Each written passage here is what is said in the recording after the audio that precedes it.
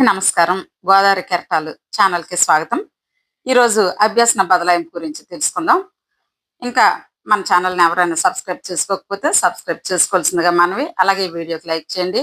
అభ్యసన బదలాయింపు నిర్వచనాలు. ఒక స్థితిలో జరిగిన అభ్యసనం పూర్తిగా గాని, పాక్షికంగా గాని ఇతర పరిస్థితులకు అనుప్రయుక్తం కావటమే అభ్యసన బదలాయింపు. ఈ ఈ నిర్వచనం చెప్పిన వారు గారెట్.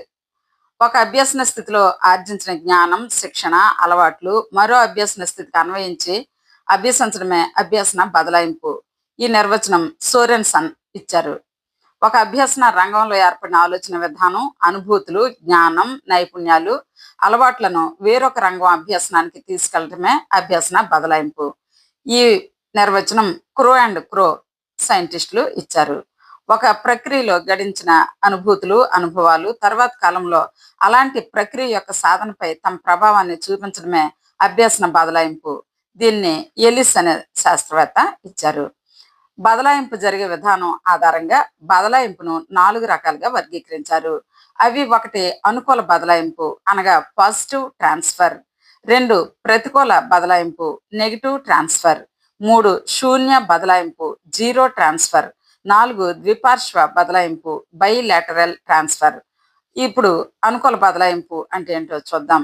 అనుకూల బదలాయింపు లేదా దీన్నే ధనాత్మక లేదా సకారాత్మక లేదా పెరుగుదల బదలాయింపు అని కూడా అంటారు. ఒక స్థితిలో జరిగిన అభ్యసనం మరొక స్థితిలో జరిగే అభ్యసనానికి దోహదపడటాన్ని అనుకూల బదలాయింపు అంటారు.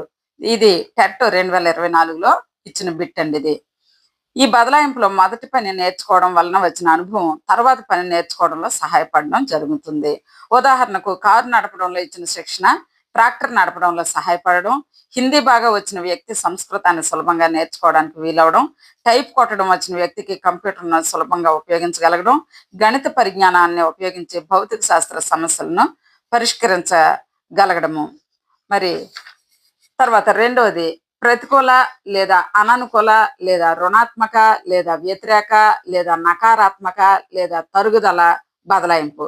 అంటే ప్రతికూల బదలాయింపు అని మనం గుర్తుంచుకోవాలి. దీనికి ఇన్ని పేర్లు ఉన్నాయన్నమాట. ఇది ఒక స్థితిలో జరిగిన అభ్యసనం మరొక స్థితిలో జరిగే అభ్యసనానికి ఆటంకం కలిగించడమే ప్రతికూల లేదా వ్యతిరేక బదలాయింపు. సాధారణంగా మొదట అభ్యసన విషయం ఉద్దీపనకు తర్వాత అభ్యసించే విషయ ఉద్దీపనకు కొంత పోలిక ఉండి ప్రతిస్పందనలు భిన్నంగా ఉన్నప్పుడు ప్రతికూల బదలాయింపు జరుగుతుంది. ఇది కూడా టెట్ 2024లో ఇచ్చిన బిట్ అండి. మోటార్ బైక్ అలవాటైన వ్యక్తి కారు నడుపుతూ చేతితో గేర్లు వేయడానికి ప్రయత్నించడం, గణితంలో విద్యార్థి ముందుగా అభ్యసించిన హిందూ మానవంలో న్యూమరేషన్